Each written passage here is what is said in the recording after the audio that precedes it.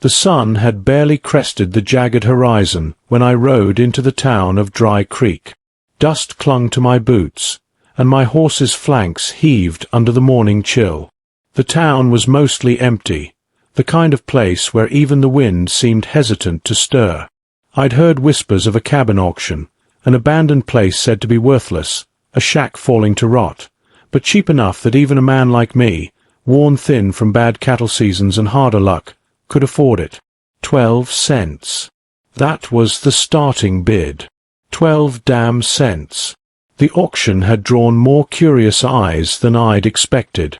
Traders in polished boots, silver belt buckles glinting under the weak sunlight, leaned against wagons. A few ranch owners, fat from years of taking more than they gave, smirked at the thought of some poor man taking their prize. I had nothing left to lose. My herd had thinned to a dozen scrawny cattle, my pockets were light, and my old cabin on the ridge had burned down in last month's lightning storm. So I raised my hand. 12 cents. My voice sounded rough even to me, coarse as gravel scraped across an old fence post. There was a pause, like the world had forgotten how to breathe. People stared, eyes wide, mouths twitching with disbelief. The auctioneer, a man with a voice practiced in coaxing money from fools, cleared his throat. "Do I hear anything higher?" No one spoke. The gavel dropped. Thud. The cabin and its 12 acres, 5 hectares, maybe more, were mine. I watched the crowd disperse, some shaking their heads, some laughing quietly. Their pity lingered in the air, but I didn't care. I had a cabin, land, and a chance to start again. The ride back was long, the dirt road flanked by sparse woods, the horizon dotted with jagged cliffs and mesquite. My horse snorted as we approached the cabin's gate, the wooden structure tall and lonely in the golden morning light. That's when I saw her, hanging there, swaying gently in the wind. A woman, her frame enormous, far taller than any man I'd ever seen. Her arms reached downward like tree branches, legs stretched long and heavy. Her face was streaked with dust and blood, eyes wide and unblinking, searching for a breath that barely clung. Something in my chest tightened, and I pulled my knife free, gripping the handle as though it could steady my racing heart. The world seemed to hush around me. This was no ordinary cabin. This was a trap, or worse, a warning. I dismounted slowly, each step toward the gate feeling heavier than the last. Her body swung slightly, the rope biting deep into her neck. I tore the rope with one clean slice, but the moment it gave way, she fell with the weight of a fallen oak. My knees hit the dirt, and for a heartbeat, I felt the sheer, unimaginable force of holding a life like this in my hands. I tore a strip from my shirt and wrapped it around the raw, rope-burned flesh at her neck. Her dark eyes flickered open, a wildfire of pain and fury burning within them. She tried to speak, words jagged, incomprehensible, but her plea was clear. Life. I dribbled water from my canteen to her cracked lips. Her throat worked faintly, and the ragged breaths came easier. By the time I dragged her into the cabin, the sun had climbed higher, dust motes dancing in shafts of light through boarded windows. The cabin smelled of old wood and ash. She lay on a wooden table, massive frame barely fitting on the warped surface, her chest heaving. That's when I realized. This was Norelli, granddaughter of Chief White Hawk, warrior blood flowing strong in her veins. Stories of her size, her power, had always been hushed rumors at the fur trading posts. And now, here she was, barely clinging to life, strung up like an animal at the gate of a cabin that was supposed to be worthless. I left her in a fragile sleep, my mind racing. Who would dare hang the granddaughter of an Apache chief? And why? I stepped outside, scanning the tree line. A man watched from the distance, his wide-brimmed hat rimmed in silver catching the sun's first rays. He did not approach. He did not ride away. He simply lingered, sentinel-like, before disappearing among the trees. I tightened my grip on my rifle, the unease crawling along my spine. This cabin was no simple purchase. It was a gateway into something far darker than any cattle rustler or land dispute I'd ever faced. And for the first time in years, I understood that peace, like a thin veil, could be torn away in an instant. Night fell, and I barely slept. The flickering fire from the stove cast long, dancing shadows across cracked walls. Narelli stirred, her breathing uneven, but her eyes burned even in the dim light. She was alive, stubbornly alive, and with that survival came a weight neither of us fully understood. Outside, the wind carried distant sounds, horses, faint laughter, the echo of steps through dry grass. They were coming. They knew someone had found her. And now, by extension, they knew I had crossed into their storm. The 12-cent cabin had turned into a fortress, and the first step into its doors had marked me forever. There would be no quiet days, no peace. Only preparation. Only waiting for the inevitable, because those who had hung Narelli at the gate would return, and they would not come alone. The morning sun burned through the thin curtains of the cabin, glinting off the dust in lazy beams. Narelli lay still on the wooden table, wrapped tightly in the threadbare blanket I had dragged from the corner. Her chest rose and fell with a rhythm that told me she was stronger than she appeared, though still frail from whatever cruel hands had left her swinging at the gate. I watched her, hesitant to move, knowing even the slightest noise might rouse her too soon. My hands itched to clear the table, sweep the dirt from the floor, and make this place livable, but the threat outside kept me frozen, the weight of uncertainty pressing like a stone against my chest. I stepped outside, Winchester slung over my shoulder, scanning the horizon again. The wind carried the smell of dry earth, sagebrush, and something more. Smoke, faint but persistent. Someone had been nearby. Perhaps they had followed me back. Perhaps they were waiting. I tried to shake the feeling, but the hairs on my neck stood on end. Even my horse, loyal and steady as any creature could be, shifted uneasily, ears flicking toward the distant hills. I returned to the cabin, crouching beside Narelli once more. Her eyes opened slowly, and though they were still wary, I caught a flicker of recognition, of trust. That small spark told me she understood something I could not yet grasp, that she was no longer alone. I muttered softly, words rough and low, more for my own grounding than hers, telling her I had no intention of letting them take her, that even a broken man with nothing left would defend a life worth saving. The cabin creaked under the wind, boards groaning like old bones. I turned toward the wall where the rope had been, noting the dried stains on the wood. Whoever had done this wanted a message sent, and perhaps it had worked, until now. I could almost hear the whispers of Dry Creek, of the men in silver-buckled boots and polished hats, murmuring their cautionary tales. Don't cross them. Don't touch what doesn't belong to you. They were wrong.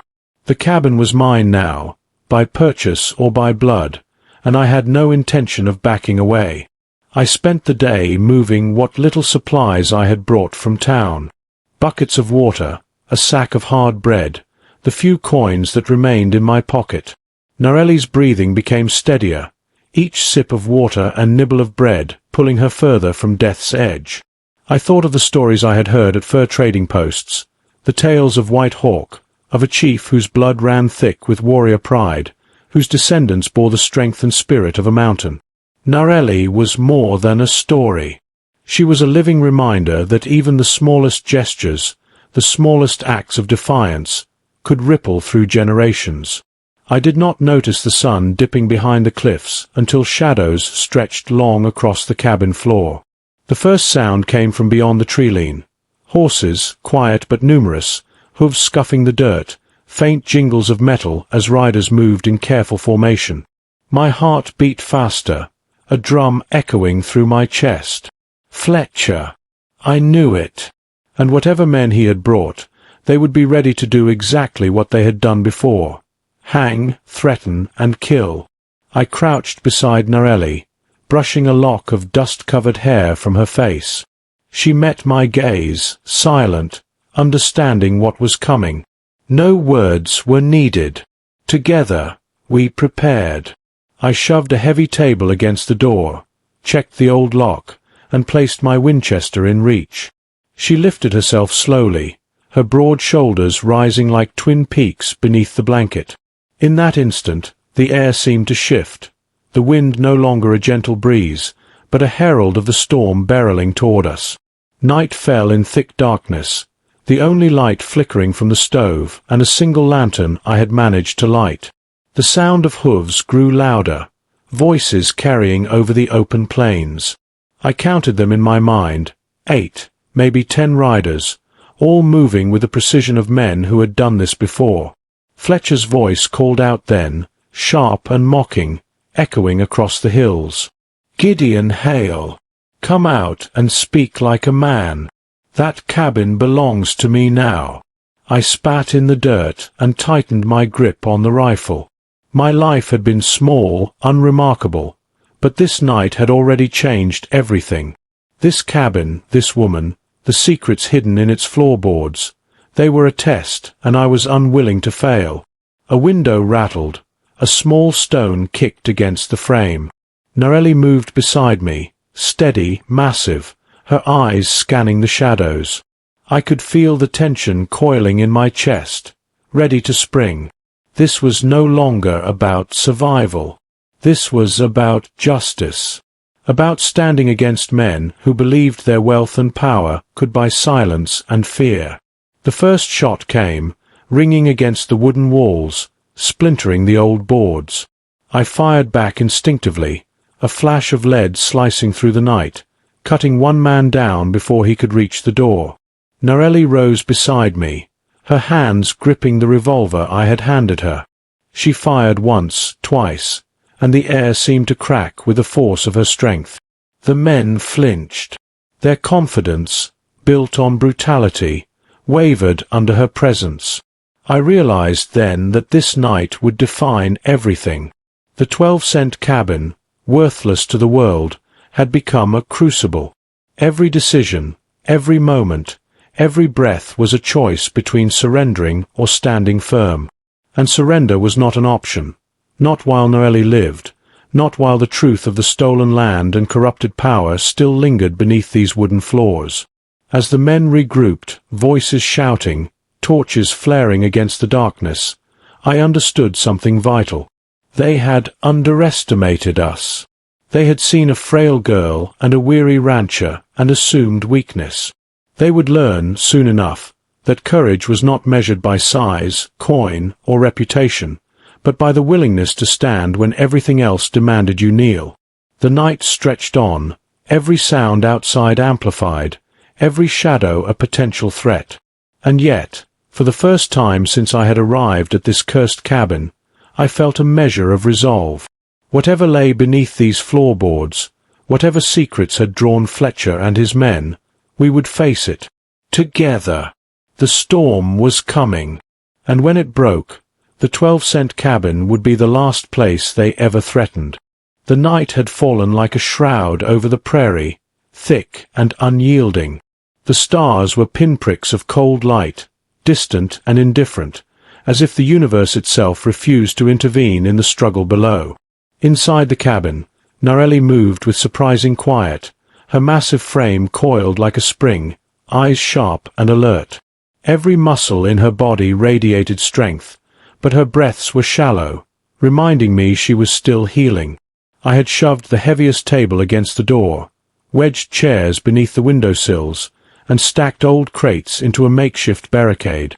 The 12-cent cabin had become our fortress, and every splintered plank, every grain of dust, was now a weapon in its defense. The first volley of gunfire came just as I had finished checking my Winchester. Bullets splintered the wooden door, sending fragments of old pine flying into the room. Narelli crouched behind the table, her hands wrapped around the revolver I had given her. I could see the tension in her shoulders, the way her broad chest rose and fell as she braced herself for the storm. Outside, the sounds of hooves pounded against the earth, a relentless drum signaling the approach of men who believed they held dominion over every inch of the prairie. Fletcher had brought reinforcements, more than I had imagined. Mercenaries hardened by years of violence, their eyes glinting with the thrill of anticipated slaughter. I fired first, the roar of the Winchester deafening in the small cabin.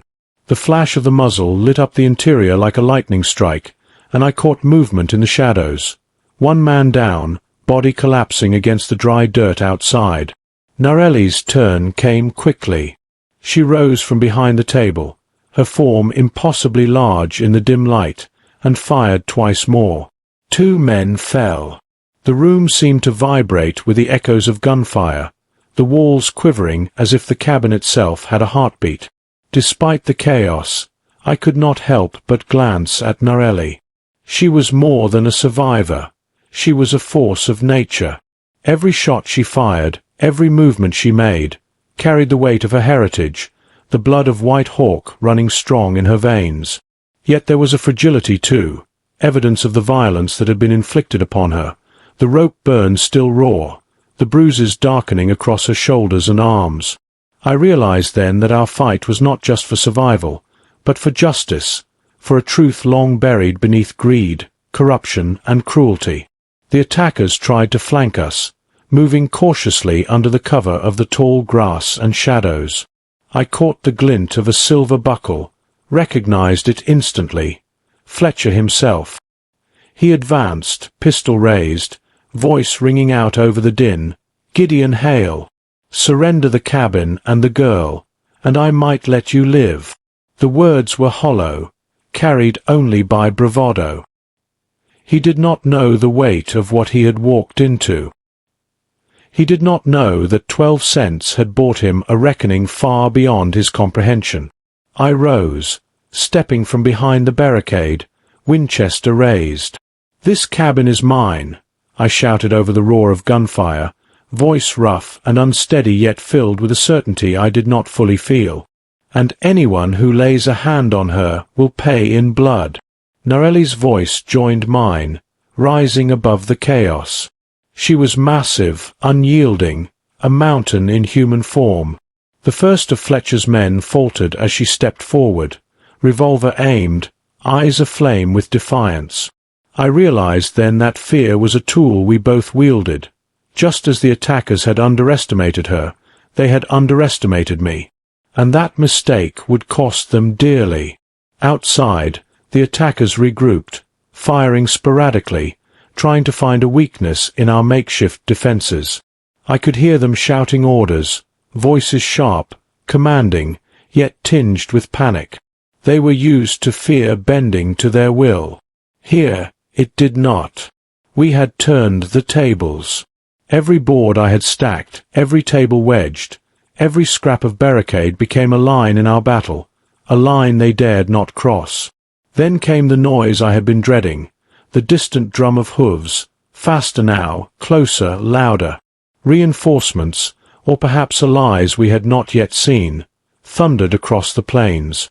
The sound was low, ominous, a wave of motion and menace that carried both the weight of vengeance and the promise of fire. I turned, catching movement in the tree-line. Shadows coalesced into forms, dozens, maybe hundreds, riders approaching with purpose.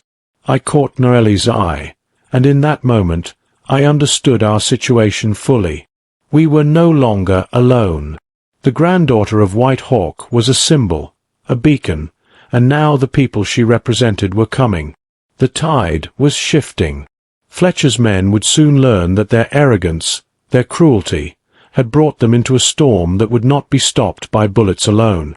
I glanced back at the cabin, at the splintered wood, the rough tables, the stove still glowing faintly from the fire we had managed to sustain. It was more than a shelter now. It was a stronghold, a testament to survival, courage, and the willingness to stand when everything else demanded retreat. Every decision I had made, every step toward this cursed cabin, had led to this moment. And now, the night itself seemed to lean forward, waiting to see who would emerge victorious.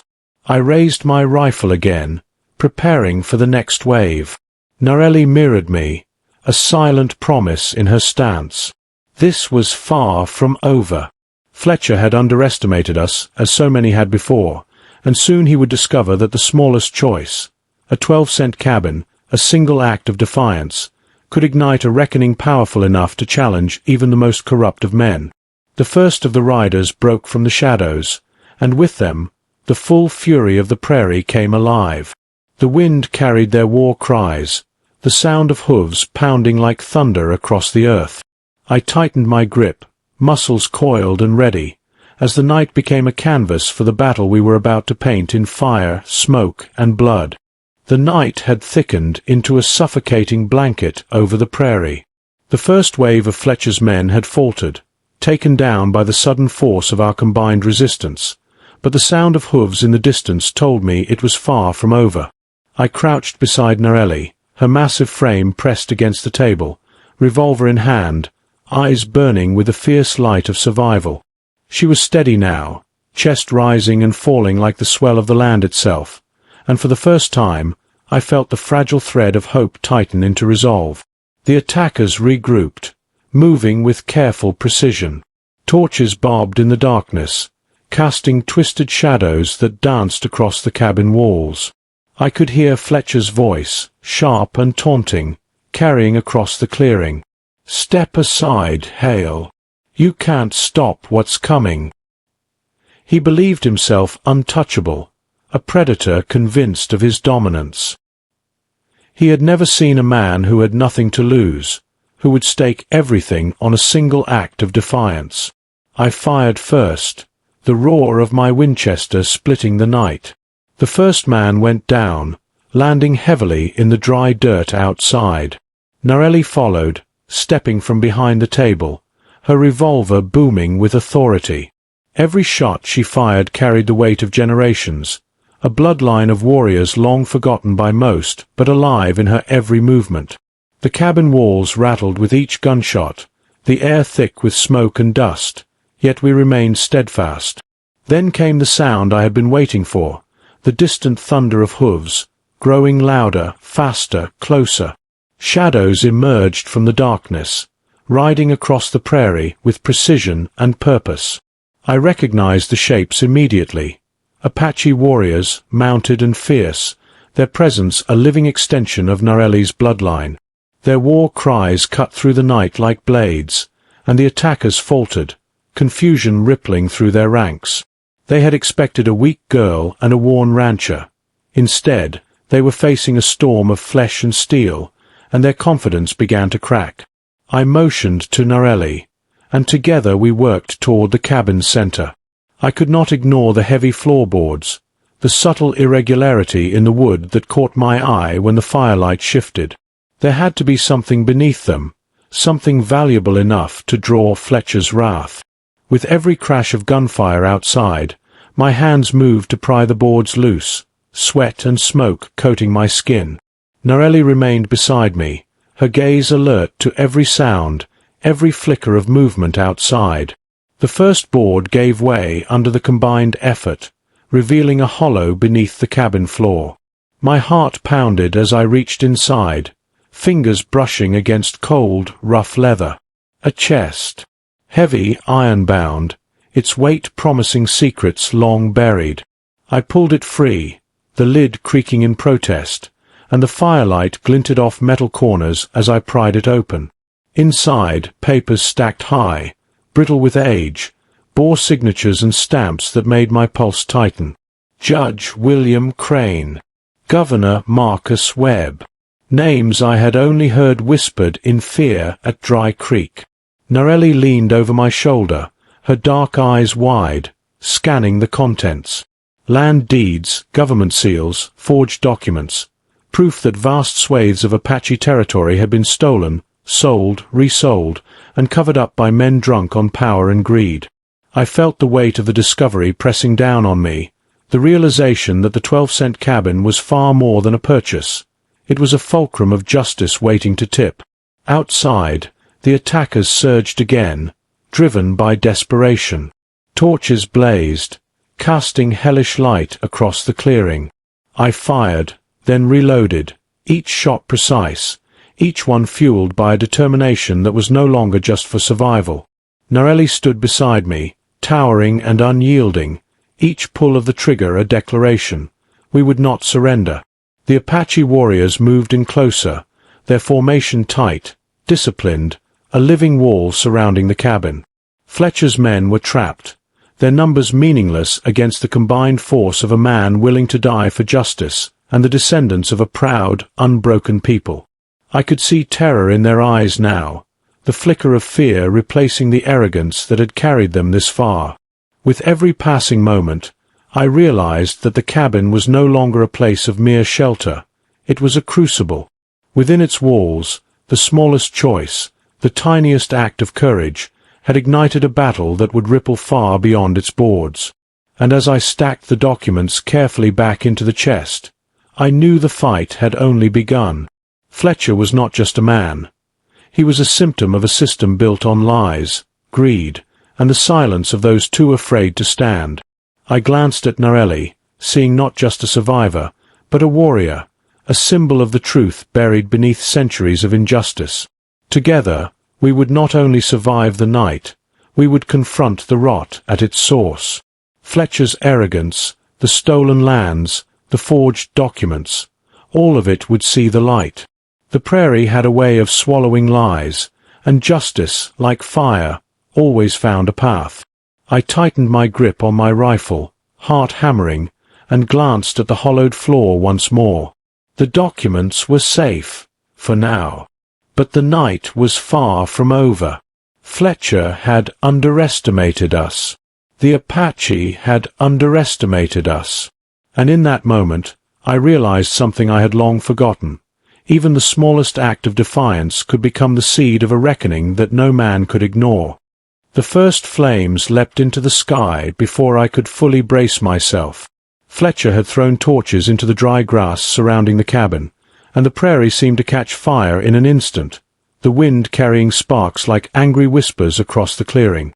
Smoke curled and twisted, stinging my eyes, and the smell of burning dry wood filled my lungs. Every shadow in that inferno became a threat, every crackling ember a possible death. I tightened my grip on my Winchester, feeling the weight of the weapon steady my trembling hands. Narelli stood beside me, wrapped in a blanket that did little to hide her formidable frame. Her massive shoulders rose and fell as she breathed, every movement radiating power and precision. She was a living wall of defiance, her dark eyes scanning the perimeter, revolver ready. I could feel the same determination coursing through her that had fueled the Apache warriors approaching in the distance, a force older than memory, a bloodline honed through generations of survival and war. The attackers surged forward, desperate now. Fletcher's men had underestimated the resolve of two people defending a cabin that meant far more than its crumbling walls. I fired from the porch, each shot precise, cutting down the first wave. Narelli's revolver barked, and another man collapsed outside, his screams swallowed by the wind.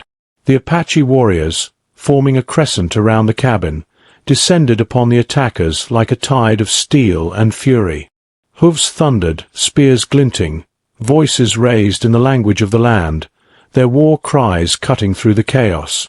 I ducked as a bullet slammed into the doorframe, splintering the wood beside my head. Fletcher had made it past the outer defenses, moving with the arrogance of a man who believed he controlled the night. But he had not accounted for us. Narelli rose beside me, towering, and aimed at him. He froze for a heartbeat, the kind that stretches long and thin in moments of pure reckoning, before realizing the magnitude of what he faced. The fight was a storm, a blur of motion, fire, and smoke. Arrows whistled past, rifles roared, and the clash of metal on metal echoed across the prairie. Fletcher's men tried to regroup, but the disciplined formation of the Apache warriors tore through them, leaving broken bodies and frightened men fleeing into the night. I reloaded quickly, each movement methodical, each decision a life-or-death calculation. Narelli moved beside me, her massive hands steady, her aim true, every shot a declaration of resistance. Amid the chaos, I knew the documents we had uncovered were far more than mere papers. They were evidence of corruption that could topple powerful men. Judge William Crane, Governor Webb, names stamped in ink that had cost lives and stolen land, all laid bare in our hands. Protecting them was as critical as surviving the night itself. Every volley fired, every man taken down, every command shouted to the Apache was a step toward safeguarding truth.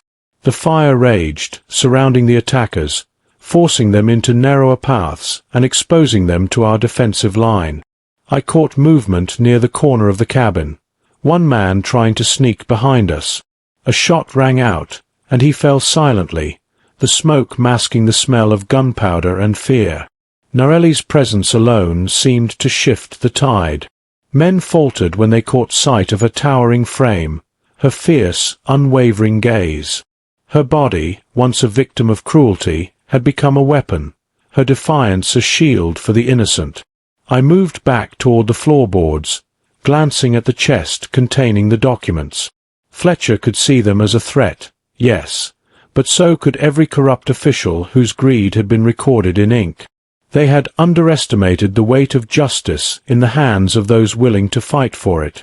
I knew then that the battle was more than survival. It was a reckoning. The prairie, the cabin, and the small act of buying a worthless place for 12 cents had set a chain in motion that could not be stopped. The attackers' morale cracked. Whispers of retreat echoed through the smoke, the clang of hooves hastening their flight. Fletcher, seeing his men fall and the Apache warriors closing in, tried to escape, charging forward with blind fury. Narelli met him at the cabin's edge, towering like a shadow of retribution. He raised his weapon, but she knocked it from his hand with a single, powerful swing. The momentum of the battle shifted irreversibly.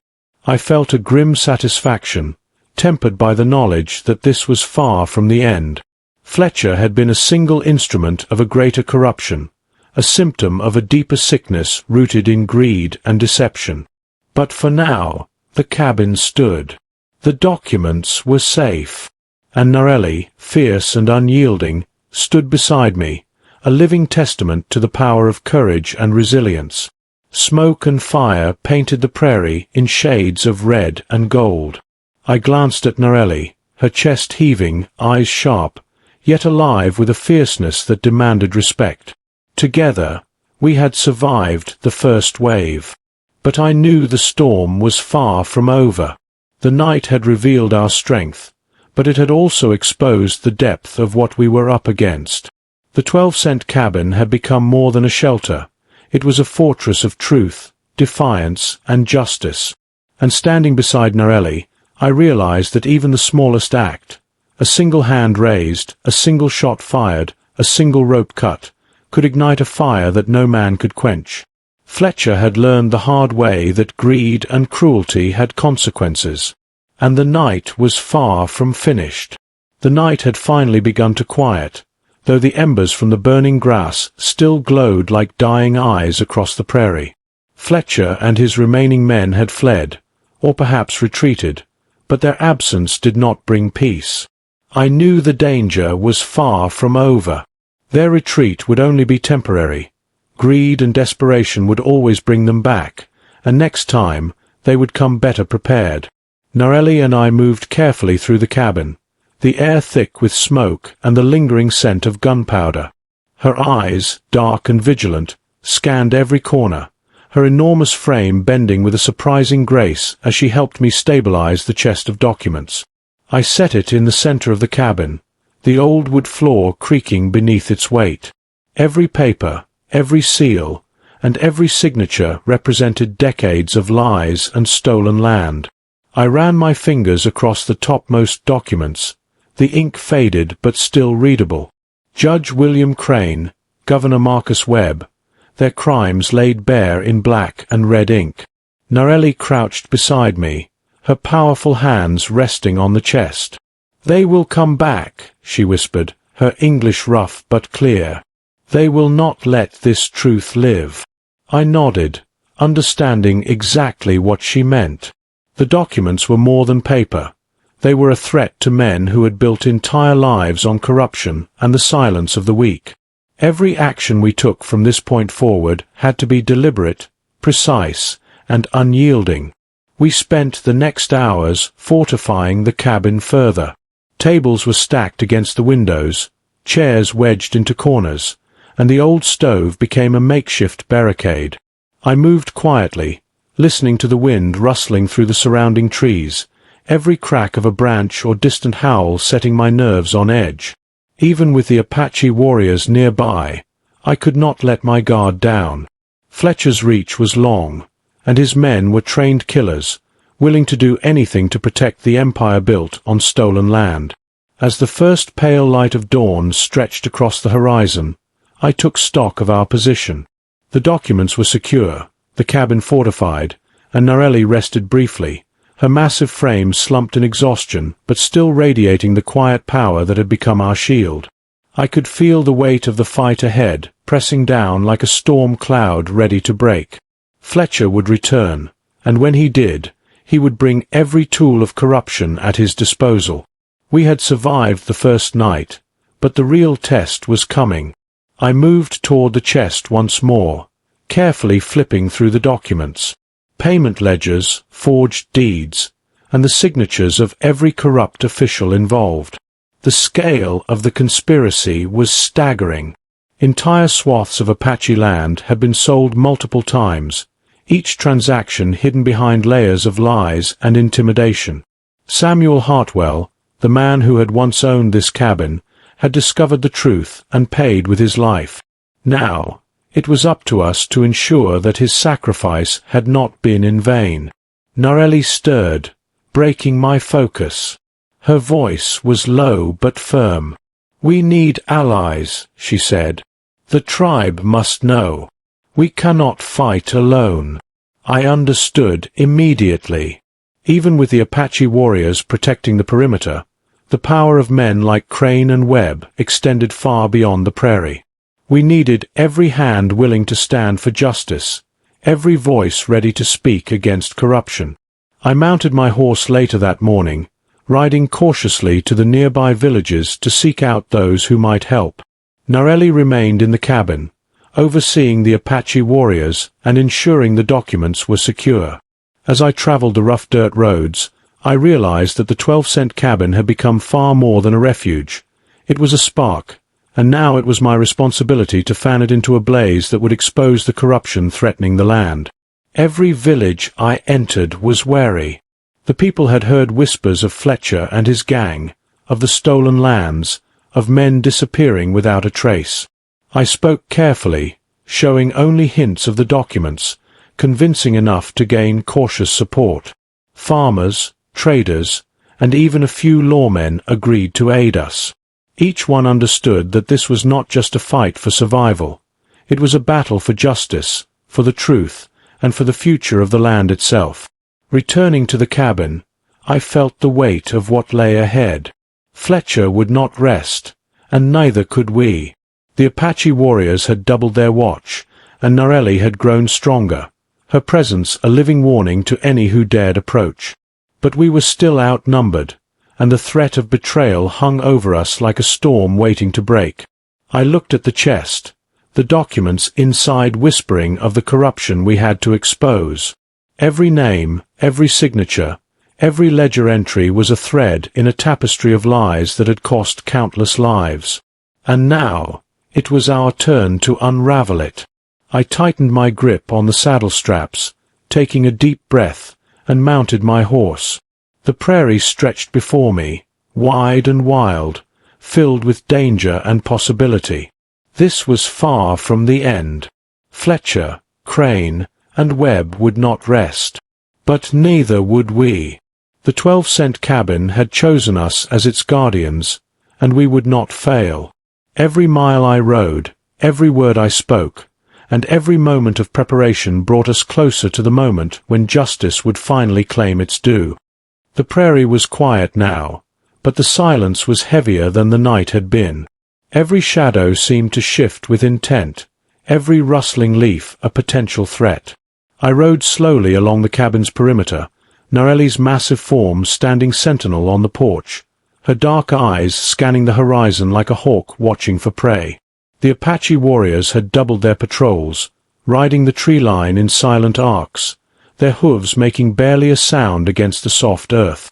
Yet even with their vigilance, I could feel the tension coiling through the air, the sense that something far more dangerous than smoke and gunfire was on its way. Fletcher had not disappeared.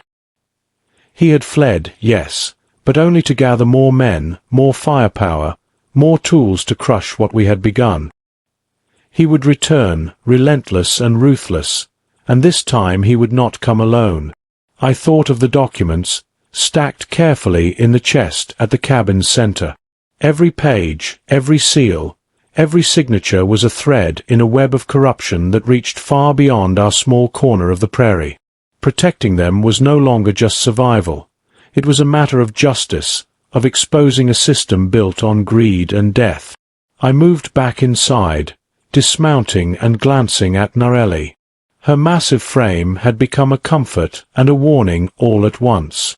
She stood at the window, silhouetted against the dawn light, arms crossed over her broad chest, gaze fixed on the distant hills where Fletcher had disappeared. She had been hanged, left to die, yet here she was now, an immovable force ready to defend the cabin and the truth it held. I had never seen such resilience, such raw power harnessed for something greater than oneself. The morning passed slowly, each hour stretching longer than the last. I checked the barricades, reinforcing weak points with crates and tables. The cabin, once a simple 12-cent shack, had become a fortress. Windows were blocked, doors reinforced, and the stove wedged against the wall. Every step I took was deliberate, every movement measured. Narelli moved alongside me, occasionally lifting a crate or checking a gun, her presence steady and reassuring despite the unease that gnawed at my mind. By midday, the tension broke like a wave. Smoke rose from the distant hills, and I recognized the telltale signs immediately. Fletcher's return.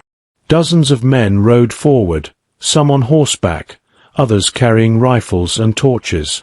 The wind carried the sound of hooves and voices, sharp and menacing, punctuated by the occasional barked order.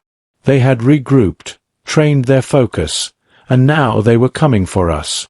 I could see it in the way the horses moved, disciplined and confident, as if the riders believed the cabin would fall before a single shot could be fired. I moved to Narelli and whispered what needed to be done. She nodded, massive hands gripping her revolver as her eyes swept across the cabin. The Apache warriors had formed a semicircle around the perimeter, spears in hand, ready to strike. I could feel their resolve, the centuries of survival, of battles fought for their land and honor, flowing into the moment. Fletcher's men would not find an easy target today. The first shots rang out before we were fully ready. Bullets slammed into the wooden walls of the cabin, splintering planks and sending shards flying. Narelli rose, towering over the makeshift barricade, and returned fire. Her shots were precise, deliberate, and each one struck with the weight of generations behind it.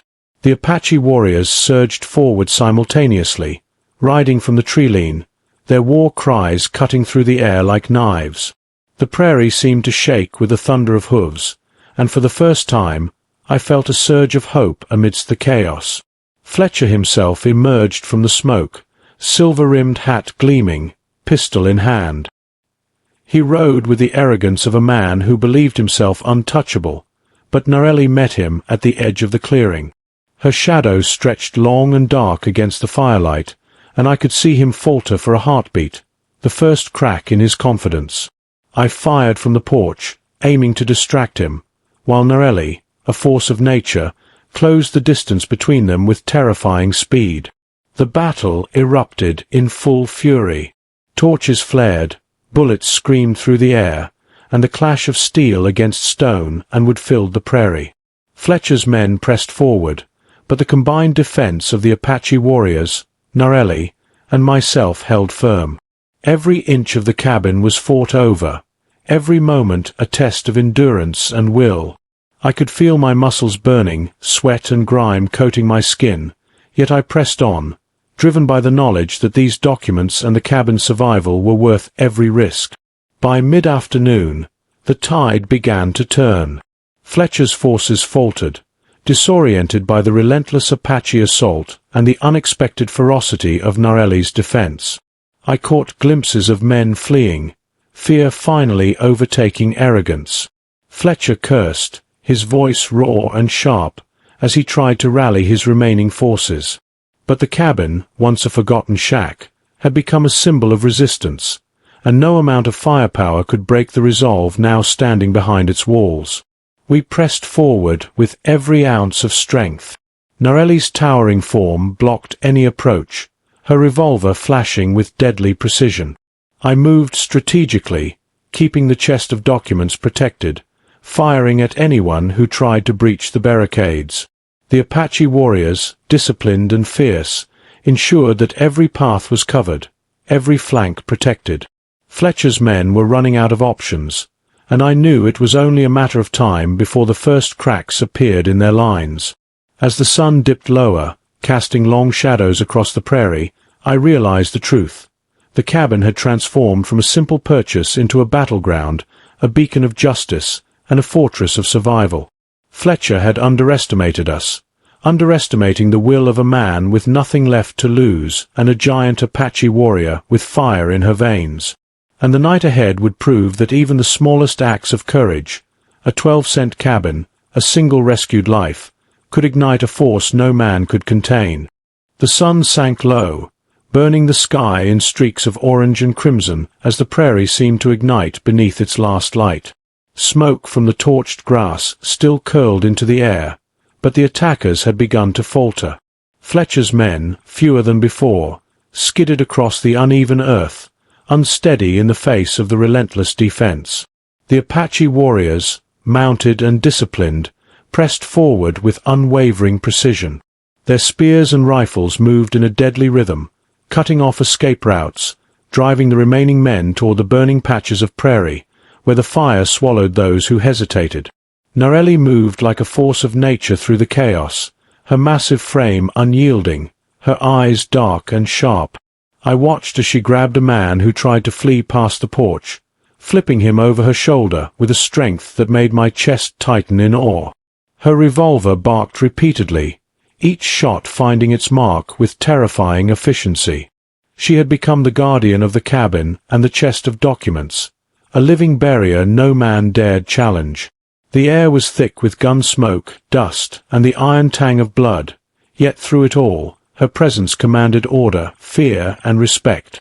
I moved alongside her, my Winchester roaring, careful to stay behind the strongest line of defense while covering every angle. The documents were my priority. Each ledger, each forged deed represented a chain of injustice that stretched across counties, and protecting them meant we were safeguarding the truth itself. Fletcher, realizing his men were failing, cursed aloud, his voice carried across the prairie like venom. He had lost his edge, his confidence chipped away by the unrelenting defense of a man and a warrior who refused to bow. The remaining attackers began to scatter, some fleeing into the darkness, others seeking cover behind the few trees that punctuated the flat prairie. Narelli did not hesitate. She pursued them with a silent fury, her massive hands and powerful frame ensuring that none could escape unpunished. Every step she took was deliberate, calculated, and devastating in its impact. Even the Apache warriors, disciplined as they were, seemed momentarily in awe of her ferocity, their shouts and war cries punctuating each act of resistance. I noticed Fletcher's silhouette at the edge of the firelight, his silver-rimmed hat glinting with desperation. He was alone now, his men either fleeing or fallen. Every instinct told me he would try one last gambit, one final desperate act to seize the cabin or destroy the documents.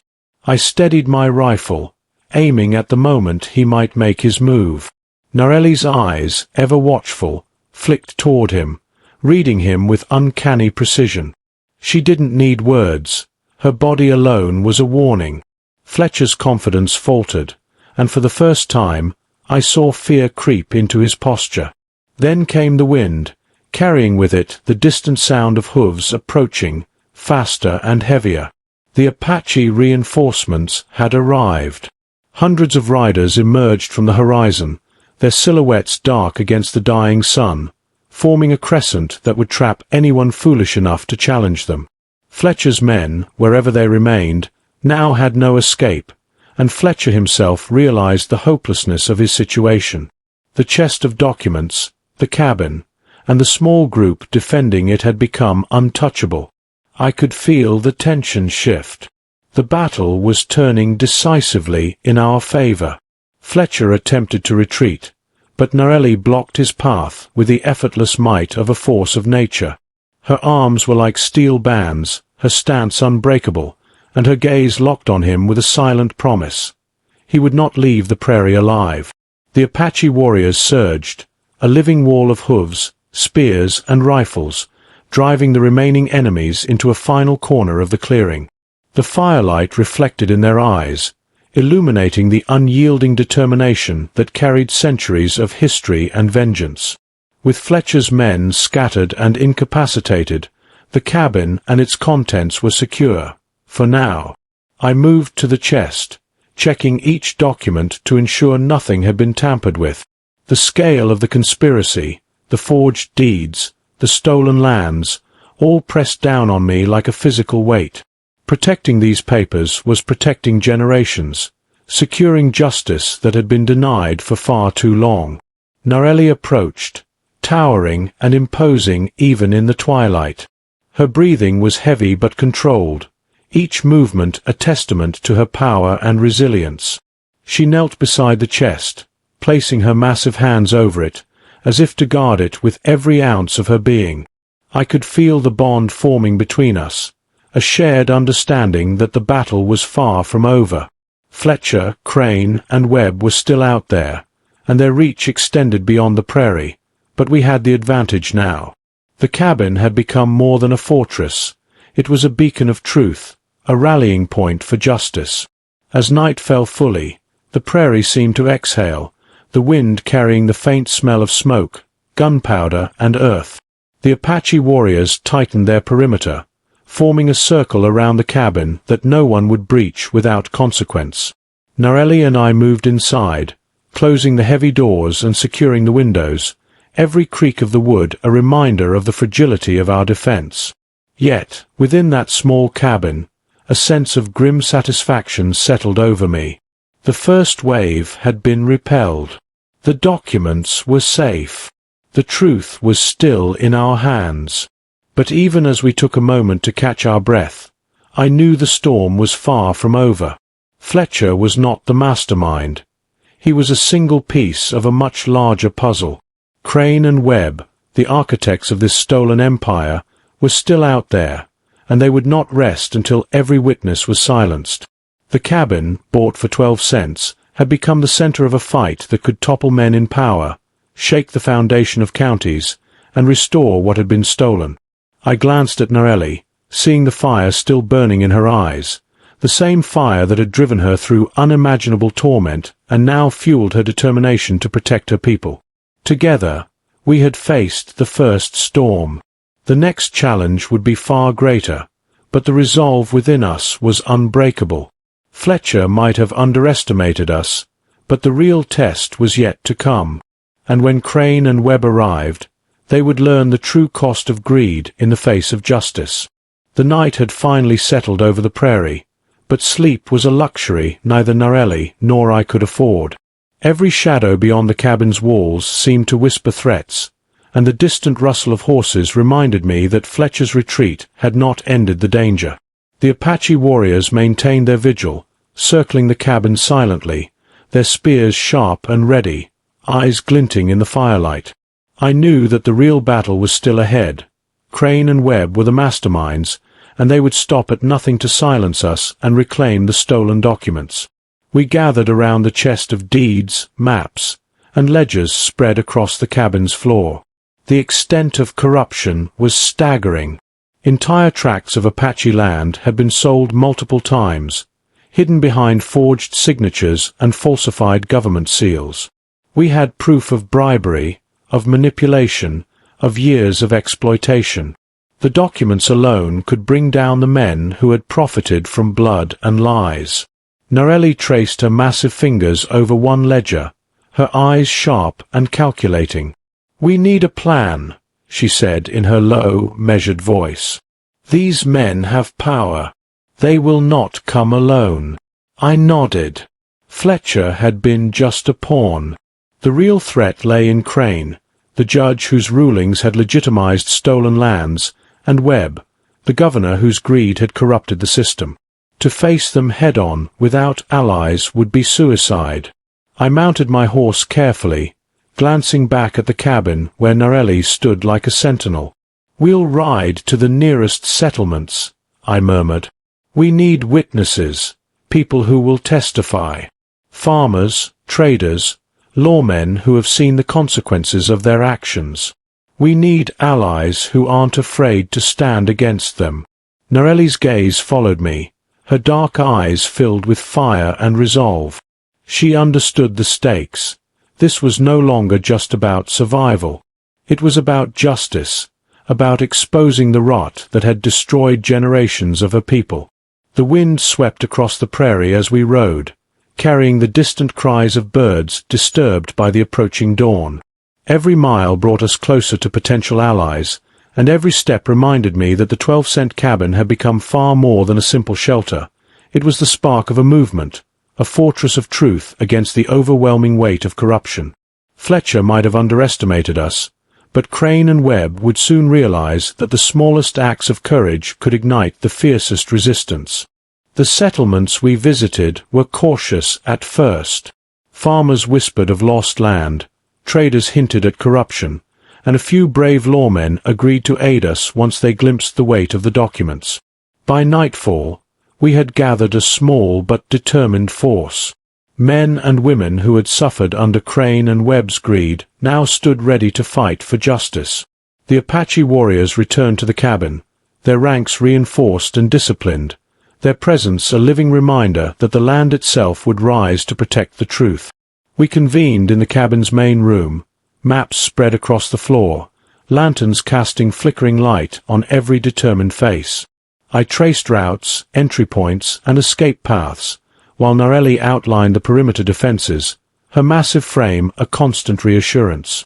Fletcher had been only the first wave, but Crane and Webb would bring soldiers, trained killers, and men paid to silence anyone who dared oppose them. We had to strike with precision, timing, and overwhelming force. The Apache warriors moved to the windows and doors, checking barricades, while our newfound allies practiced firing and strategizing. Every detail mattered. The cabin was both our fortress and the symbol of the resistance we had built. Fletcher's retreat had given us time, but it had also revealed the lengths to which our enemies would go. This was more than survival.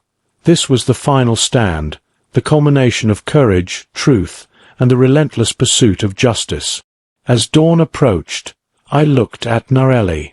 Her massive hands rested on the edge of the table, her dark eyes burning with determination.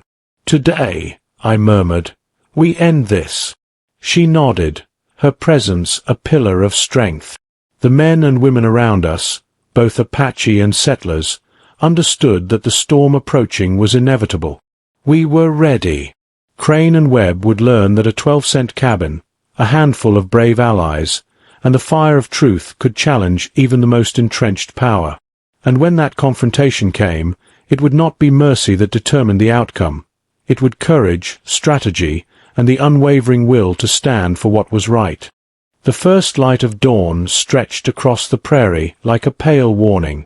Crane and Webb had arrived with every ounce of authority and greed at their command, their soldiers forming a rigid line at the edge of the clearing. They called out, voices booming over the distance, demanding the cabin and the documents, promising life only to those who surrendered. I stepped onto the porch, Winchester in hand, Narelli towering behind me like an unmovable shadow. The Apache warriors flanked us, their spears and rifles poised, a living wall of unwavering resolve. The air was thick with tension. Every breath seemed to echo across the prairie, every rustle of hooves a drumbeat counting down the inevitable confrontation. Crane and Webb's soldiers advanced, confident in their numbers, but I knew that courage and truth carried weight far heavier than bullets. Narelli's voice, low and commanding, carried across the clearing. The giant Apache woman raised her hand, a silent signal that the battle would begin not with fear, but with the force of justice. Gunfire erupted as the soldiers approached, but they were met with precision and strategy. Narelli's towering frame moved like lightning, each shot a statement, each motion a warning. The Apache warriors advanced simultaneously, cutting off flanks, pushing back the attackers with disciplined ferocity. I fired from the porch, protecting the chest of documents that represented decades of stolen justice. Chaos raged, but amidst it, there was clarity. This was a fight for the truth. Crane, realizing his soldiers were faltering, stepped forward, pistol raised.